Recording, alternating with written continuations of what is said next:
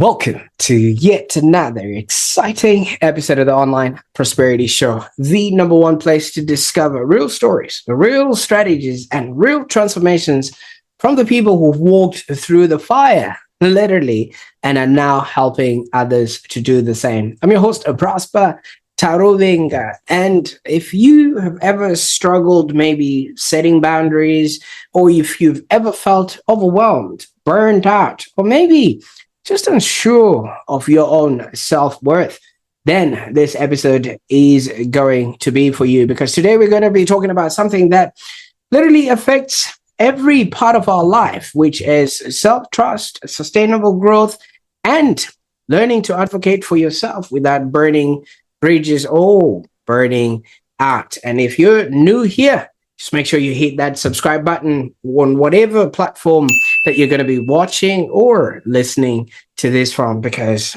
I promise you, this show is designed to bring exclusive conversations that could genuinely change your direction.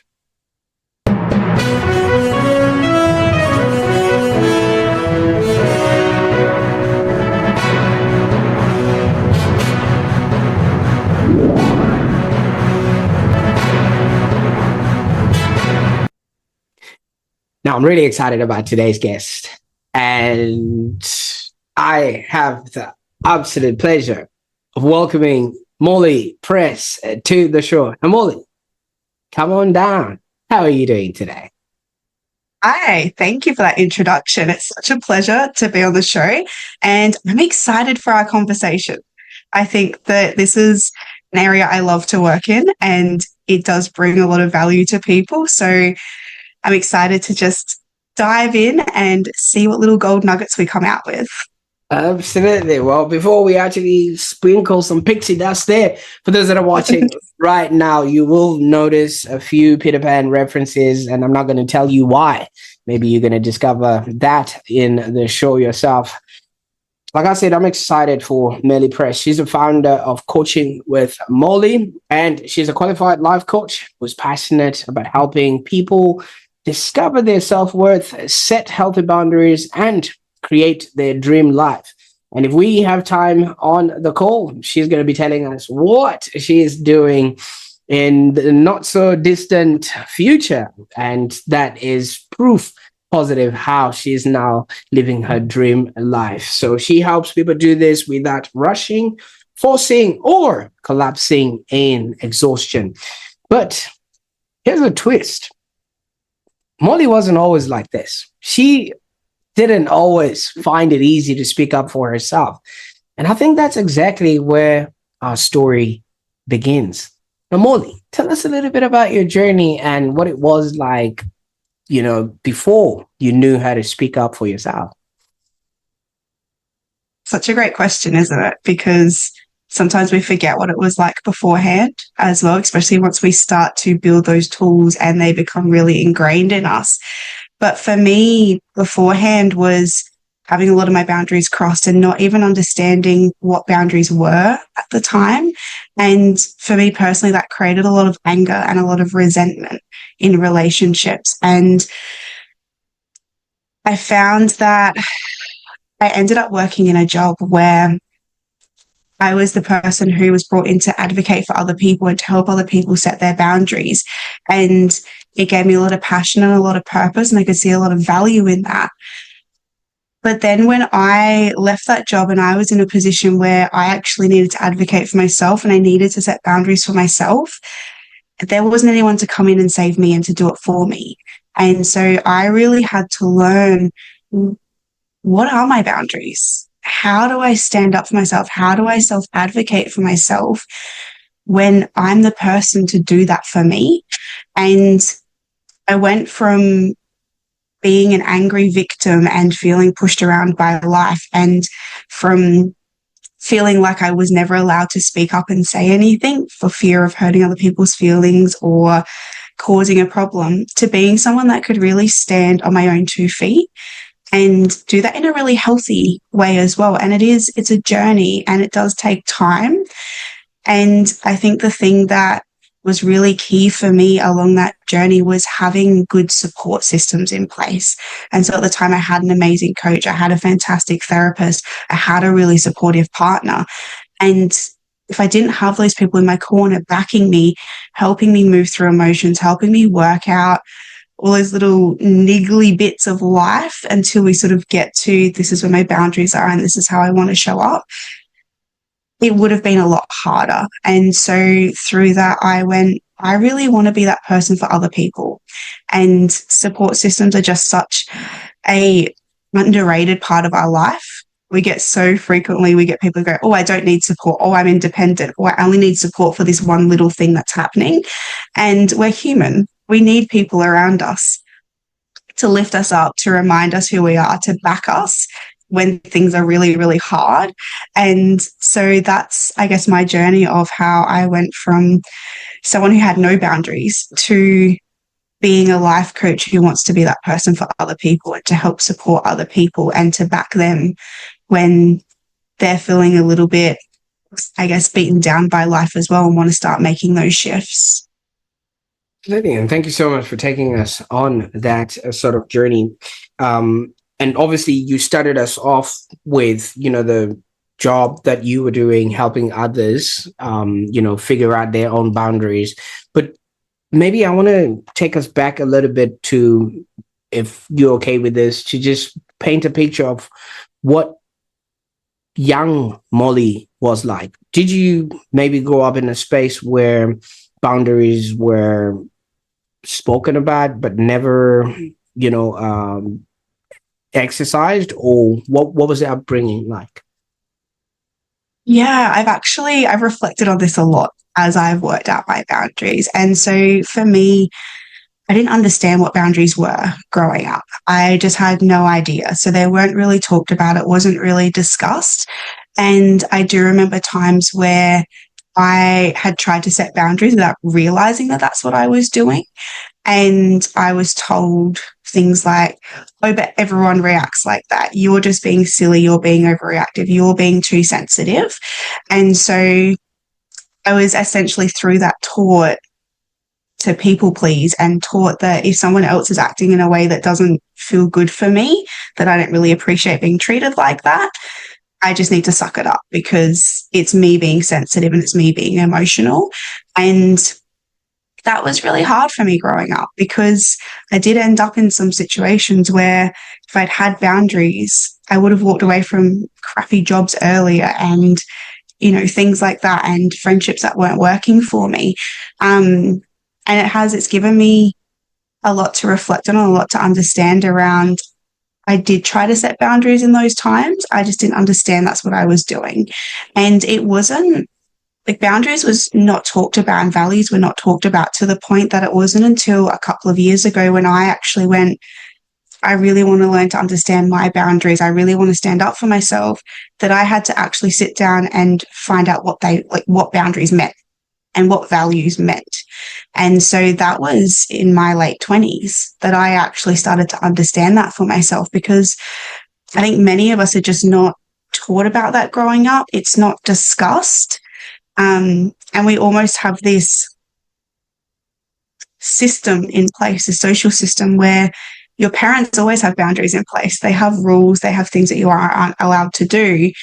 And we get so used to showing up to that. And then you go into a workplace and it's very similar. And whilst those things are all valid, your parents are trying to protect you and bring you up a certain way. You go into a workplace, you obviously need to really adhere to the rules and the regulations of the workplace.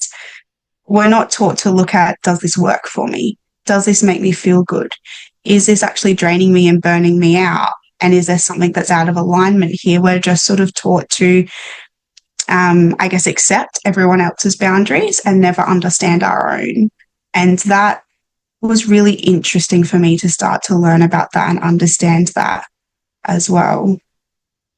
Now, obviously, you've raised an interesting point here that it was up until age 20 where you found meaning, or you gave meaning to the word boundaries.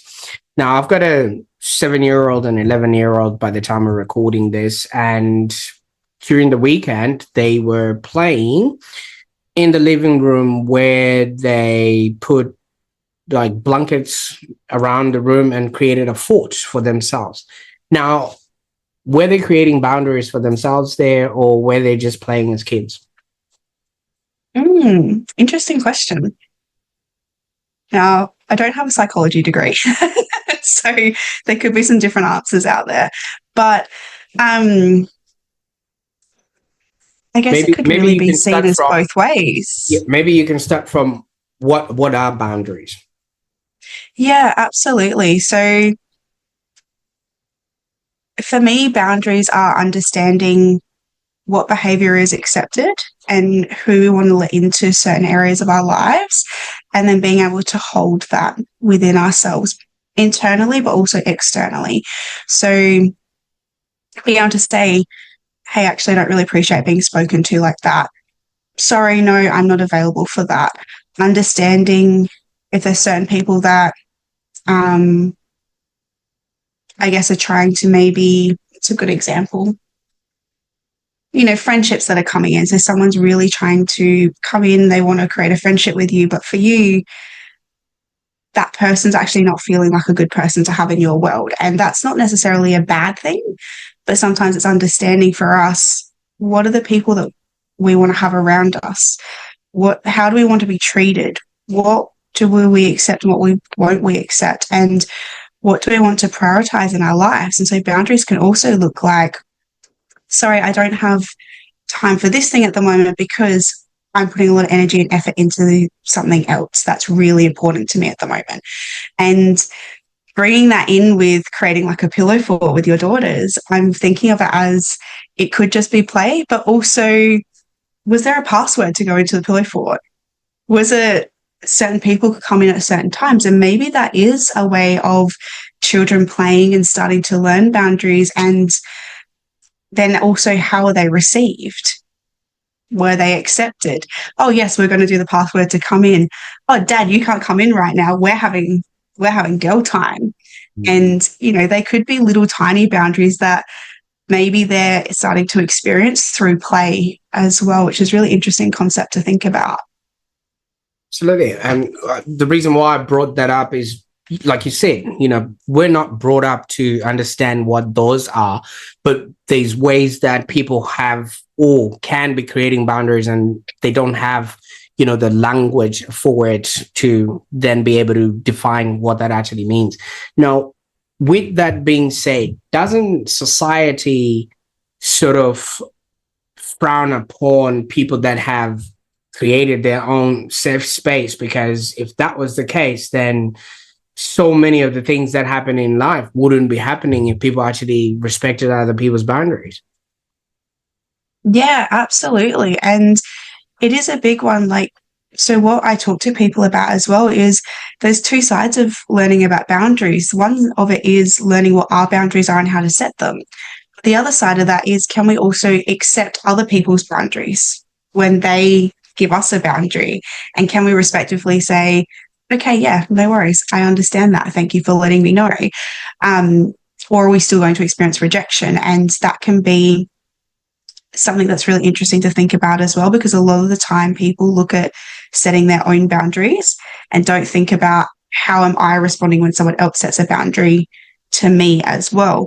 And it is something in society that it's not spoken about and it's not really accepted. If someone has hard boundaries, oh, they're really rigid, they're really strict, oh, they never go out and do anything because of this, they never invite me into their home. And sometimes there's a reason for that. And I think we can judge a lot of what other people do, and we want other people to respond to us in the exact same way that we would respond to them.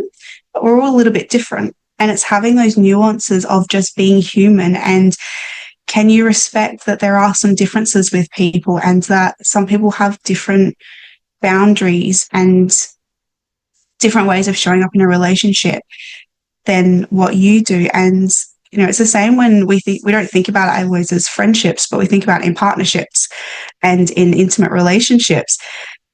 If you're going to live together, most of the time in relationships, you'll have a melding of worlds.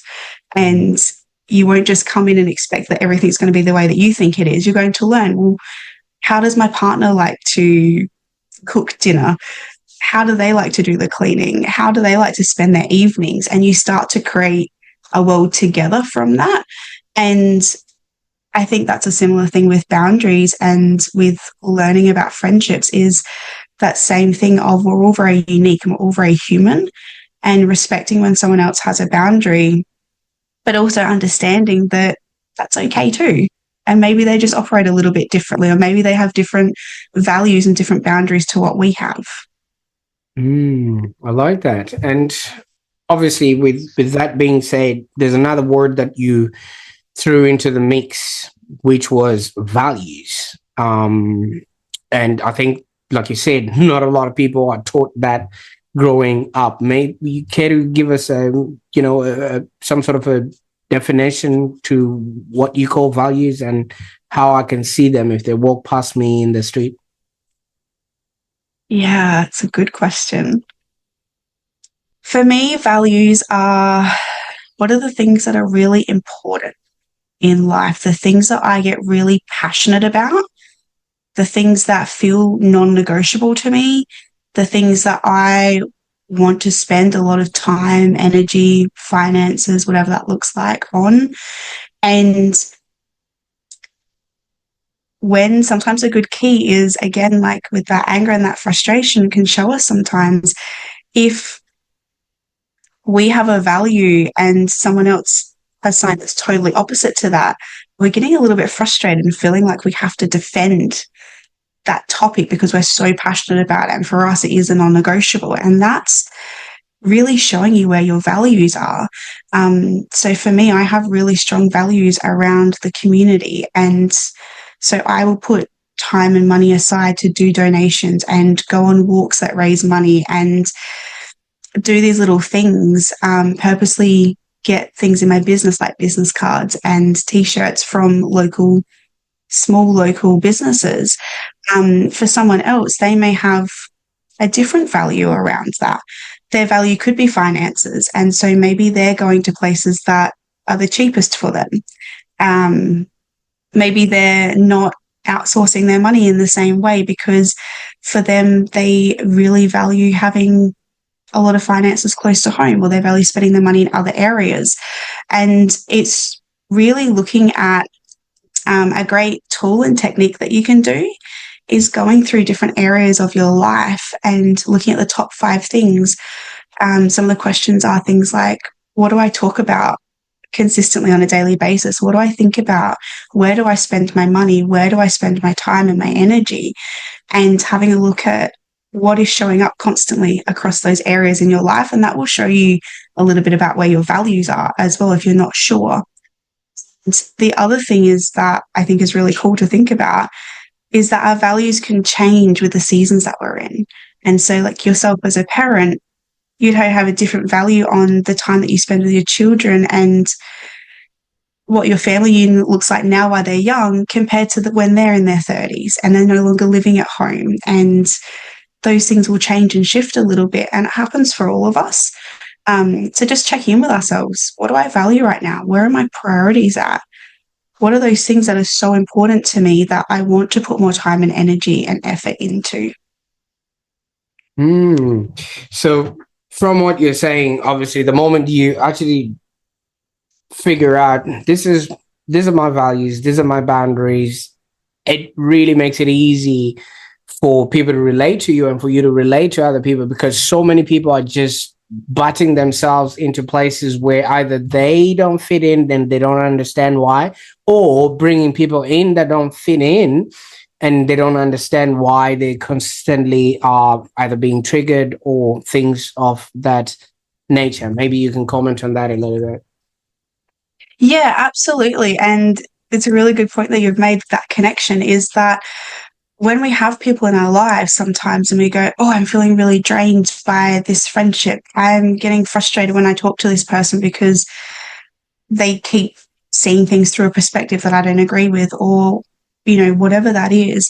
If we can understand what our values are, we can go and create relationships and friendships and, even workplaces that really align with, these are our values, and a lot of the time our values will be linked in with our purpose as well, and we can live these lives that are really purpose-filled and have these people around us that we get to engage with our values and really understand that. And for me, it was a key thing. Understanding my values made my boundaries a lot easier, because I suddenly understood what was non-negotiable for me, and just suddenly understood what was really at the core for me that I wanted to protect and have boundaries around. And so for me, those two things are so interconnected in everything we do in life. You see what happens is, so many of us, like you said, are brought up in that scenario, and society also shuns upon people that have chosen to value whatever they value or put boundaries in place, because we're supposed to go at it together as society. And if you start shutting other people out, they label it discrimination. They label it certain words that then will start infringing on your values. Now, for you, was there a specific moment where you realized, I got to learn this so that you can literally balance this and nobody's coming to rescue? Because if you look outside, like I've mentioned, society is only going to society the way societies. There was a very distinct moment. And I think there was probably a couple, but the first one that comes to mind is I was in the medical system with some particular things that I was dealing with at the time. And we're very taught that when you walk in, you see a doctor, you just take on what they say, whether you agree with it or whether you don't, and you go away and you do that thing. And for a lot of the times that can work. Like, doctors are trained to give advice in certain areas. But what I found for me is that the advice that I was being given and what I was being told wasn't aligning with me. It wasn't aligning with my values. It wasn't aligning with what I thought was best for me to be able to heal and recover. And so I came home and I went, I'm really uncomfortable with this. Feel like I'm not supposed to ask questions and I'm just supposed to do what I've been told to do, but I really don't feel good about it in my body. Like, I feel a little bit sick in my stomach. I feel tight in my chest. I'm really uncomfortable and I need more information.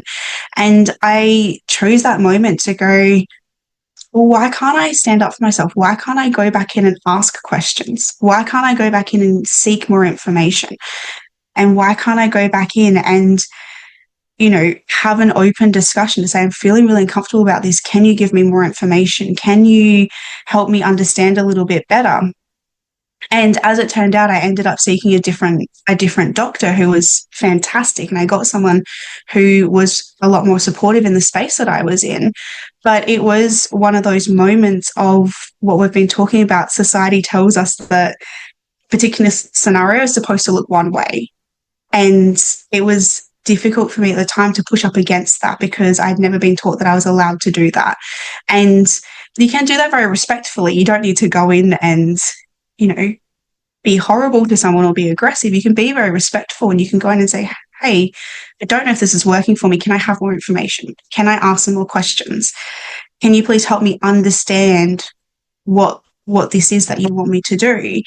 And that can also be having boundaries and standing up for ourselves and having self-advocacy. It can just be asking questions so that we can make informed decisions about our lives and where we want to go with that. I think we have this idea sometimes that setting boundaries and standing up for ourselves is always going to cause friction, and it's always going to be hard and difficult, and it's going to break down relationships. Whereas it can be as simple as knowing what your needs are and being able to voice them and being able to actually have a healthy conversation around that. And then I guess you take the information from that as feedback. Is this working for me? Do I want to do the things that have been suggested? Is this person able to meet me in the conversation and respect my boundaries or answer my questions or just have a discussion with me as well? And so it doesn't always have to be It might still be hard, but it doesn't always have to be horrible. It can actually deepen relationships a lot more and deepen support systems a lot more, whilst also deepening our understanding of ourselves in that moment. Absolutely. You know what I like about what you just raised there is so many of us just take whatever information, advice, or suggestions just because somebody is in a position of authority. And if that is at least infringing on our values and our boundaries, and I also am sensing a bit of beliefs in there as well in the language that we're using in this conversation. Now, I still want to go back to how society has sort of been tuned in order to ignore these values and boundaries, because you walk around any suburb in Australia, everybody's talking about "should be all right, mate," or everybody's talking about you don't want to be that tall poppy. You know what I mean? That whole tall poppy syndrome. I know I've just combined a couple of things, but I just wanted to bring about how society really has it baked into its being that people go blind on infringing on other people's boundaries, and not a lot of people would go out of their way to want to learn. And I don't know if you can comment on that a little bit. Yeah, absolutely. And I think firstly, I just want to say that it's not to say that you always have to question. It's not to say that you always have to push back, but it's knowing how you feel about a situation and knowing what you need in that situation. Maybe they've given you everything that you need. Maybe you have, in the medical, maybe you have a fantastic doctor and you do just trust what they say. And that is also perfectly fine. It's not to say that you have to question everything, especially, in authority and things like that. But it is to say, can you understand what's going on for you? Can you drop in to know what your needs are, what your body is telling you is right and wrong for you? And I think in society, it's just bit of a product of the way that society has changed and modernized. We know that we have had different systems in society where, women didn't have the vote for a long time and men got to have the say. And those things can be demonized in a lot of ways, but it is just the way that society has matured and changed over time. And part of that is that a lot of people have been taught to not even necessarily suppress their needs, but just not to understand their own needs. We're taught to put everyone else first as parents, as partners, as caregivers. And there's absolutely an element of that where you are putting other people first in certain situations. But it's balancing that with, can you also honor yourself in that situation as well? And I think a key thing that we're not taught is to have self-worth. And that's a big thing that comes into this conversation as well. When we talk about values and needs and boundaries, if we don't have self-worth and we don't have self-trust, we're not going to put ourselves first because we're not going to think that we're worthy of that. And I'm not sure how in society we did get to that point, but you see it and it's very clear in the way that a lot of people act. Like, so many people come to me as a coach who have no self-worth, who are stuck in people pleasing. The reality is it's just a common thing that a lot of people are dealing with. And we're in a bit of a time and age now where, younger children are being taught more about boundaries. They are being taught more about how to stand up for themselves. But there's a lot of us that are in our 20s, 30s and older who weren't taught those things and are starting to come back to that. But yeah, self-worth, I think society has not necessarily taught us to put ourselves first and to be worthy of ourselves. And you'll see it everywhere. You'll see it in adverts, you'll see it in marketing. Like, it's the way of the world, right? There's a problem and we can fix it with this product. It's a really easy way to look at it. But yeah, there's so many people I talk to that just lack self-worth. And it's really daunting to me to have these amazing people sit in front of me and they can see their passion and they can see what they bring to the table and how much worth they have. And then trying to help them see it as well, so that they can follow through on creating the life that they dream of. And being able to do that is to trust yourself to follow through on actions. It is to be able to set boundaries when it's needed. It is to say no when it's needed, to be able to create this beautiful life that every one of us deserves to have. And thank you so much for that. You see, when everything is happening around you, it becomes a norm, and it's always been like that. So, which then begs to say, fish don't literally see that they're swimming in water. They just think, if you ask them, they think they're walking on land like we are as well. And if you tell fish that, oh, wait a minute, you could actually use your feet, they'll be like, what? So that then says a lot of people might not realize maybe when their boundaries have been infringed upon or crossed. Maybe let's specifically walk with you if you're comfortable with this. What did it feel like emotionally when your boundaries were crossed, and how did that sort of anger show up in your life, so that maybe somebody might see themselves in how you responded to all of this?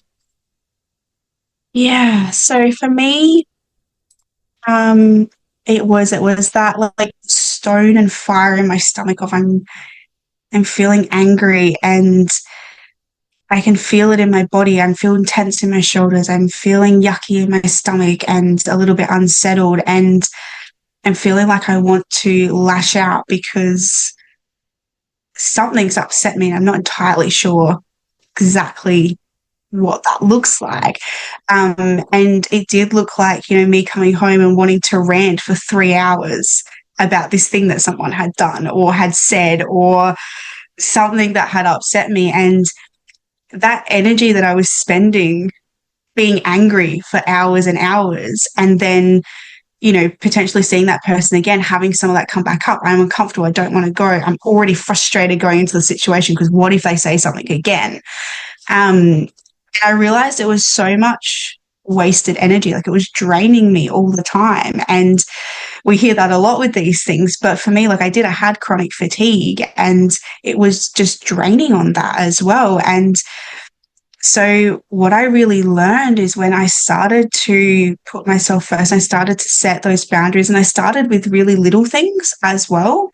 And I practiced in places that I thought would be a little bit safer, that I thought would have some less consequences. Like, you can do that as well. Practice with it, play with it, be curious.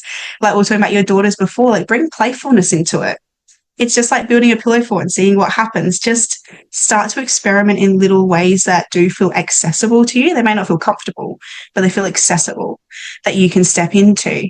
And the difference is that then, instead of coming home and being angry for hours on end and, potentially ruining the people's night that I live with because they've got to listen to me be angry for hours, and I'm sort of, just wasting all this energy, I could just sort of step in and say, hey, I didn't really like that. Or I'm going to remove myself from this situation because I actually don't want to be here. This is not making me feel good, and I'm just going to leave. And even just the knowledge when I very first started, before I had the courage to say something, just the knowledge of being able to go, oh, instead of sitting here and just going on and on and on about this thing, can I reflect? Where was the boundary so that I can understand for next time? Great. I've got that bit of information. I know there was a boundary that was crossed. I can now think about, instead of sitting here being angry, I can think about, well, what would I like to do differently next time? Would I like to say something? What might I like to say? And I might have spent, 20 minutes on that instead of 3 hours being angry. And I come out with that self-awareness. I come out feeling like I have a little bit more knowledge around this tool of setting boundaries, and I have something that I'm going to play with, be curious about, and I'm going to give it a go next time. And so it was building that up for myself and actually starting to build that tool and that reflection to know what that looked like for me. Absolutely. So you also did mention, obviously you had people around you, like, therapy, coaching, and you also had some sort of a support system that helped you move, from all this reactive anger to now grounded, sort of self advocacy? And if somebody doesn't have access to that, how can people self regulate? Yeah. So it's an interesting thing that you've brought up, because a big part of one of my values is affordability is accessibility. And Right. so we can't always afford to pay for the coaches and pay for the therapists. And, you know, a lot of the time when things are not going well in life and we really need support, we don't always have finances to pick that. And so it is having a look at, is there someone that you feel that you can reach out to and talk to? Do you have a friend? Do you have a family member?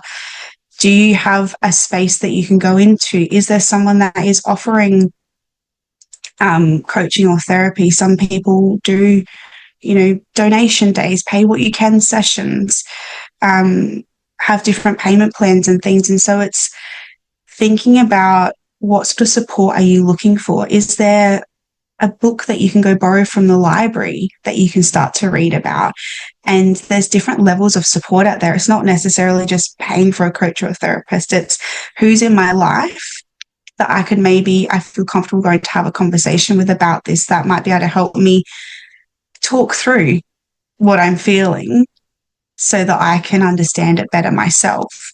And we do now. We have podcasts, we have YouTube, we have, like, libraries still exist. We can go borrow free books. We can buy books for ourselves, and we can highlight all of the sections and note all the pages at work. We can look at different coaches and different spaces. And the beauty of social media is that you can follow people as well, and you can just get their free content and just be hearing that discussion happening around you as well, so that you can start thinking about it.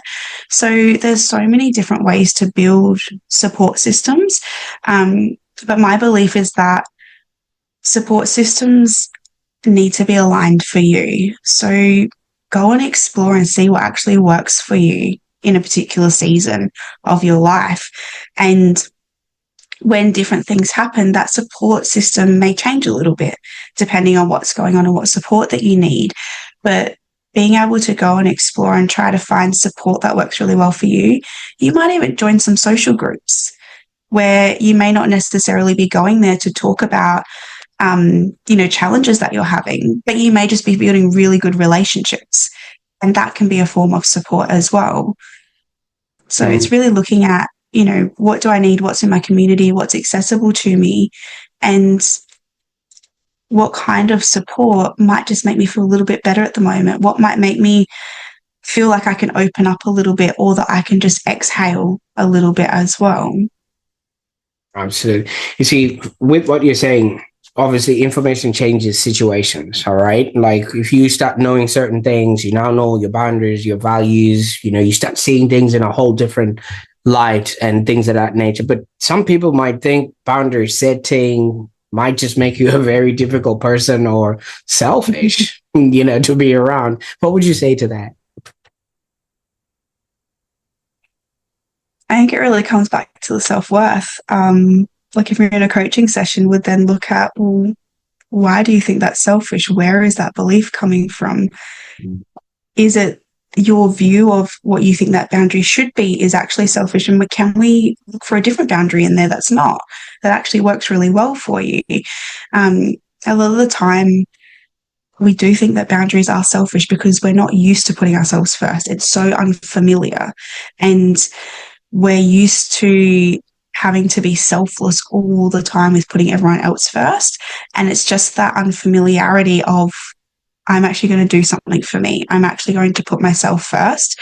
And I think that unfamiliarity at times for people, they do view it as, oh, what if I'm selfish? And that's something that it can really need to be worked through sometimes. And sometimes it's also just giving it a go and seeing how you feel once you try it. Can you give yourself 10 minutes that you just do something for you to give it a go and see how that feels? There's most of the time, boundaries are not selfish. Sometimes we can be really rigid in them, and sometimes we can maybe limit ourselves depending on our boundaries. And that's where it can be good to, come in and check in. Like we said, seasons of life change. Is this boundary still working for me? Oh, I can see that I'm starting to feel that this boundary feels a little rigid. Maybe I'm just going to reflect on, do I still want to set that? Is that still working for me at this season in life? But yeah, most of the time feeling selfish about that is just not used to putting yourself first. So obviously when you start talking about putting yourself first, then that's like personal branding, celebrating yourself, high-fiving yourself, and all the words that people use. Oh, he's got tickets on himself and things of that nature. Why do you reckon people really resist celebrating when they've actually achieved something? Especially because it's very difficult to go above the norm. And the only way you can anchor a feeling or a thing is to literally celebrate that so that it stays within you. But there's no way I could go into a restaurant right now and order myself the biggest steak. And if they ask me what's the occasion, and I tell them, I just want some boundaries and now I know my values. They'll call people on me, Molly. I don't know. They'll call people to see if I need some help. I can say I love that you brought this up because I love teaching people to celebrate themselves. And it's so, like you said, it's so linked in with self-worth. We really anchor that feeling in, and it's taking a moment to, whether that looks like going out and buying yourself a massive steak or getting yourself a little Peter Pan trinket, or just taking 5 minutes to go, I did that thing and I'm going to feel proud of it. And I'm going to just take a minute to go, yeah, I did that. I'm going to fist pump in the car, or whatever it is. It's really building up that self-worth of, I can put myself first. I can feel proud of doing the things that I'm doing for myself. And I think a lot of the time when people go, oh, you've just got tickets on yourself, or you're being arrogant about that, it's probably because for them it's uncomfortable because they haven't been taught to do it. That's, like, again, it's what we're taught by society. And when we're uncomfortable with something and it's unfamiliar to us, we've been taught to judge it negatively. And that may happen. You may go out to a steak restaurant and tell them, I've just set boundaries for the first time and I'm really proud of myself. And they may react really weirdly. I can absolutely say that I have gone out, and if someone says to me, oh, is this a special occasion? I will be quite honest and I will say, yeah, I just handed in an assignment. Yeah, I just, did something for myself and I'm really proud of it. I just did something really hard and I'm proud of that. I set boundaries for the first time. I just learned about this and I'm really proud of myself. And when you have that energy and that passion, a lot of the time people will kind of go, oh, yeah, good work. Even if they don't understand it, like, they are customer service. If we're talking about a restaurant, they're taught to be polite. But you're still then planting the seed in their heads as well. Maybe I should feel proud of myself if I do that. Maybe I should buy myself a big steak if I do that. And celebrating is something that's actually really, really hard for people. And I love teaching people this. And it's something that I really, really try to advocate for, is because it builds self-trust. It gives us a moment to go, I wanted to do this and I did it. And that builds up our self-trust in ourselves. It shows us our value. I showed up to my values. I set my boundaries. I have worth in this situation. And I'm noticing that because I put myself first.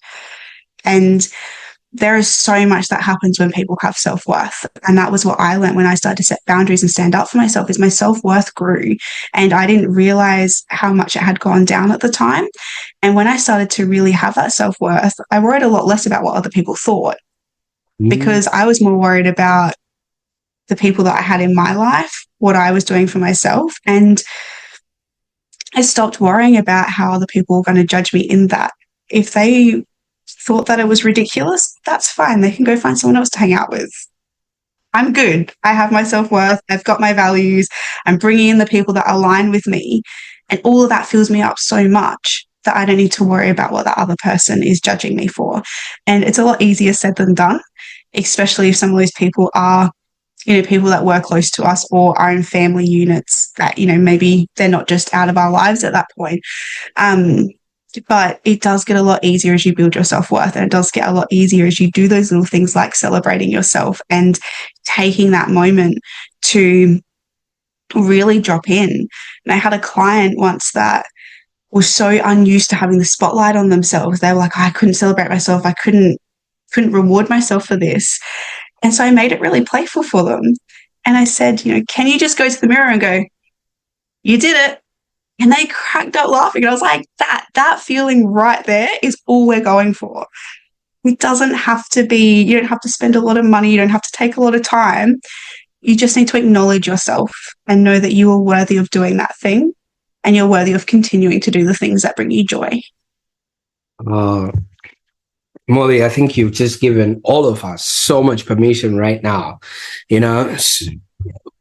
In life, obviously, there's more to celebrate than there is to worry about, because half of the things we worry about never happen. But the things we actually celebrate are the things that have actually happened. And so if you really look at it that way, there's more to celebrate. So for those that are watching right now, I want to high five you for all the successes you've had in your past and all the successes you are about to embark on. And if you've ever struggled to celebrate your own wins, maybe type in the comments self-trust in the comments, and maybe Molly can give you a pointer or two. And obviously, so that we can help each other as we grow. Now, you did mention the spotlight, and I've just been listening to you. I don't think we've even started the show, but maybe we can use what we have right now. You speak so well. You're confident in the way that you present yourself, and everything is so well articulated. I usually write a lot of notes because I'm confused, but right now I'm just listening. Somebody might be watching and listening to this right now, Molly, and saying, oh my God, I could never speak like she does. I could never have that confidence, or I would never, look that way or appear that way. But for you, it was never like this before, right? You also once hated public speaking and, walking into rooms and things like that. But now you're on panels, you're on podcasts, you're on the Online Prosperity Show. What was that internal shift that made that possible?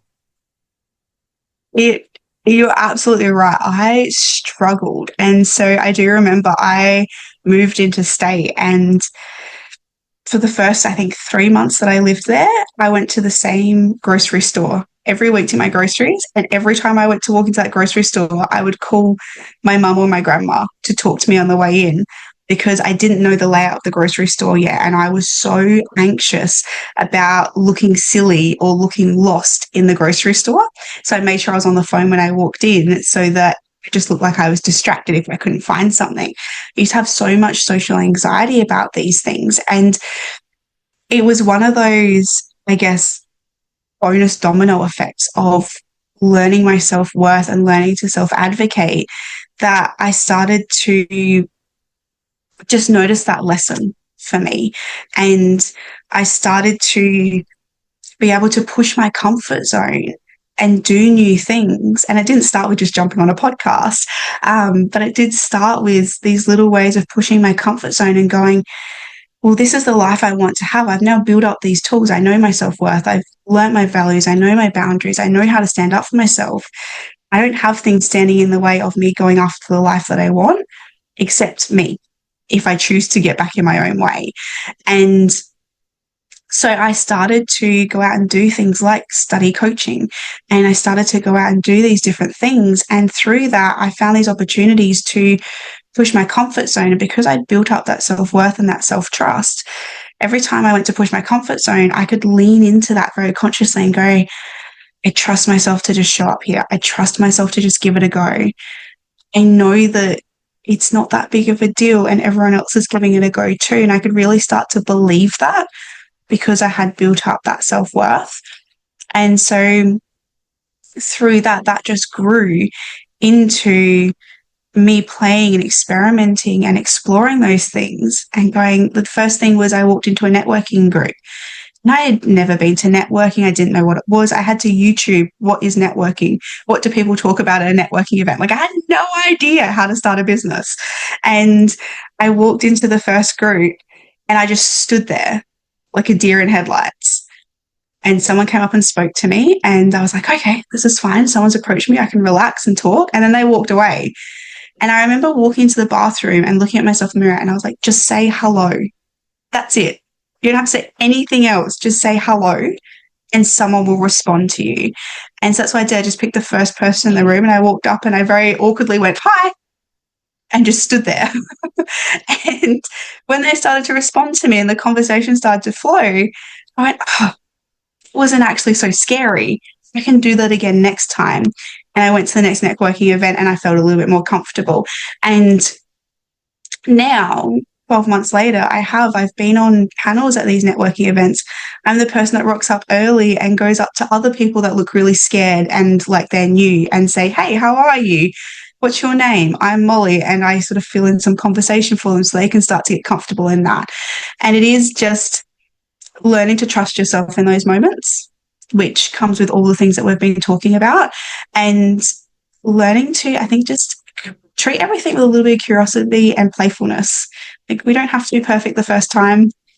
It's okay to just give things a go and see what happens. And that is what's really given me the confidence to sit in a coaching seat, to run a business, and to come onto podcasts and talk about these things, because I know how much it changes your life when you do have your values and your self-trust in there, and you can just lean into yourself to follow through on things. Yeah, I like that. And if somebody's watching this right now and just leaning in, just, wondering how can I get this kind of help or this kind of support, or somebody like yourself in my corner, where on the internet could they go and maybe explore what it looks like to work with you, and what can they expect? Yeah, absolutely. So I'm what's called a life coach. And so we do work through all different challenges that are coming up in someone's life, essentially looking at where are you now, where do you want to be, and whatever challenges are in your way to get there. So I have a website. It's www.coachingwithmolly.com.au, because I'm in Australia. I have a YouTube channel, Coaching with Molly, as well. I'm on Instagram under the same name, coaching.with.molly. And that's the areas that you can find me at the moment. And you'll see most of my stuff is purple. I do have my whole website will be purple. That will come through in all my logos and everything. So you will be able to very quickly see that it's mine. But I do have different videos on there where I talk about these things, and I have little snippets that I talk about.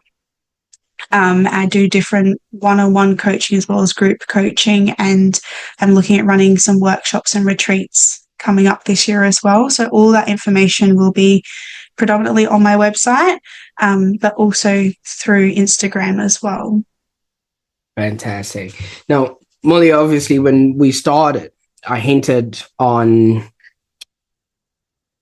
the Peter Pan, stuff that you enjoy the most. And I actually find it fascinating because Peter Pan is about flying, all right, from the little knowledge that I have. And your work is about helping people release those anchors that are stopping them to fly, but not necessarily escaping what is in front of them or escaping reality, by literally grounding themselves into self-worth first. Now, did you notice the connection between who you are and what it is that you do? Because sometimes the things we end up collecting are usually the things we end up becoming. I had not realized that, actually, and I love the way you just put that all together. I think that's really fun. And so my thing that I love about Peter Pan was always that idea of never growing up. And for me, that's not staying as a child forever, like literally like they do in Peter Pan, but it's about having that childlike joy. It's about tapping into that. It's about bringing playfulness and curiosity in, so that the life that you have gives you that joy, that pure childlike joy that I think sometimes we lose as we get older and different responsibilities come in. And I love the way that you've just put that in with flying, because it is really, how can we spread our wings? How can we sprinkle a little bit of pixie dust and release the things that are weighing us down so that we can be more uplifted in life as well? And Yeah, it's interesting now. I think I'm going to look at my Peter Pan collection with a whole different lens. I'm glad you received that. So, from what you've also said, I kind of believe that you literally are giving people back to themselves and they already have all of this inside of them. All you're just doing is without using the AI words, but you're literally unlocking that from them and you're allowing them to be, do, and have a happier existence. And what I've just learned from all of this is obviously sustainable growth beats a lot of urgency that a lot of people have. And if you've got the right support systems, you would actually be able to thrive. So, some people are being thwarted in their growth just simply because of the environment that they are in. So, before we wrap up, tell us about your goal setting group coaching program. Who's it for? And what sort of transformation can people expect in this? Yeah, absolutely. So it is all about creating that life that you want to have. And whilst it is based around a lot of goal setting, it is, like you said, it's about creating that sustainability. And so, what I've learned from working with people and from my own experiences is that we goal set just to get to the end. We goal set just to get to a destination. And a lot of the times, people will put all their energy into one thing that they're goal setting, and then they'll reach that destination and they'll go put all their energy into something else. And a lot of the times people burn out through trying to do that. And so what we look at in my program is, do your goals align with your values? Do you know what your values are? Do you know why these things are important to you and how they're creating the life that you want to have, how they're impacting you, how they're bringing more joy and beauty into your life? Can you celebrate yourself along the way, not just at the destination, on the journey, and all those seemingly little steps that actually can be quite big to get there? And can we do that really sustainably at your own pace so that it's not looking like you burning out, you rushing to get to a destination and then just moving past it, but you actually creating this life that you want and being able to balance all those things that you value whilst also reaching the goals to continue to create and expand in the way that you want to. And so that's really what my goal setting program is doing. It's also going to be brought into, like I said, like the workshops and the retreats, which will be around creating your ideal life. And I love it. I love seeing the way those little light bulb moments go off for people when they're in the program. I love hearing the feedback for it and just seeing the way that people have really shifted into celebrating themselves, into creating these goals that are actually getting them to where they want to be, as opposed to quitting halfway or burning out before the end. It makes such a huge difference. Absolutely. Well, I think when people show up, you'll be asking them, would you like an adventure now or should we have tea first? And with the way that it's all going, it does sound like it is an amazing adventure. So I'll definitely put all those links in the show notes so that people can actually get started on their journey. Now, Molly, the what does Peter Pan say? The second star to the right and straight till the Right on till morning. morning. What's next? What are we seeing in the morning? What are you working on that we can be excited about? You brought us into your world. Now you got to serve us with the niceness that you've got coming up. What's next? Absolutely. So next is organising the retreats that I've been working about. It's going into community centres and holding workshops, which I'll probably also hold online as well.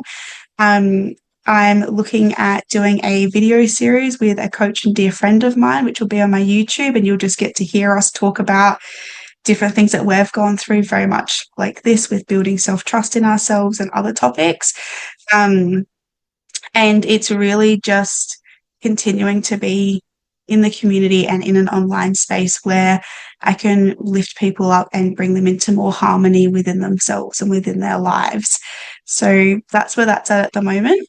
I've also just finished my Tai Chi certificate, and so I will be bringing Tai Chi into some of these retreat spaces and community centres as well, so that we can do all the mental work and also get the body involved as well, and just have a little bit of a play with that as well. So there's some really cool elements that I think are coming together that are in my passion areas with coaching and with Tai Chi, and really bringing through these beautiful spaces where people are going to be able to come to retreats, meet each other, and start to really build their dream lives as well.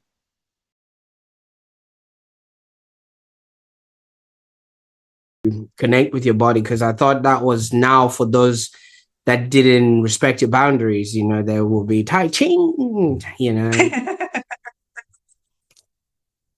Fantastic. Now, Molly, I can't thank you enough for the time that you spent on the call today. I mean, your life story and your experience have so much value to those that are listening right now. And I'm sure those that have been listening and watching can't wait to maybe jump on a call or have that tea with you so they can explore you know, how far they can go with all of this. And yeah, I can't wait to see what people are going to do with all this information.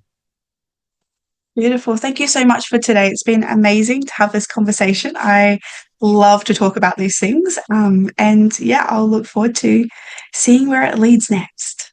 Absolutely. And for those that are watching right now, you've realized that all you need is faith, trust, and a little pixie dust. Oh, no. It's boundaries and values that will actually make your whole existence a memorable one. So if this episode resonated with you, and maybe you've been running on overwhelm, doubting your worth, or just maybe struggling to speak up, this is your moment. And maybe this was the shift or the sign that you were waiting for. I encourage you to sit with yourself and find ways to, you know, start looking at those boundaries and those values. And if you got what you needed from this, share this episode with somebody who needs to hear that they're actually allowed to take up space. You know, they don't have to keep cocooning themselves. Those days are over. And while you're at it, subscribe to the Online Prosperity Show, because in the next episode, we're going to be diving into ideas that will help you create not just success in your business, but also happier existence. And Molly, thank you once again for reminding us that, hey, sometimes flying just starts with learning how to stand. And when you can stand up for yourself, for your values and your boundaries, then you've got a good enough runway to actually, you know, be able to, lift yourself up. So until next time, I want you to own your growth, honor your pace, and also remember, hey, support isn't weakness. It's actual wisdom. Until next time, bye for now.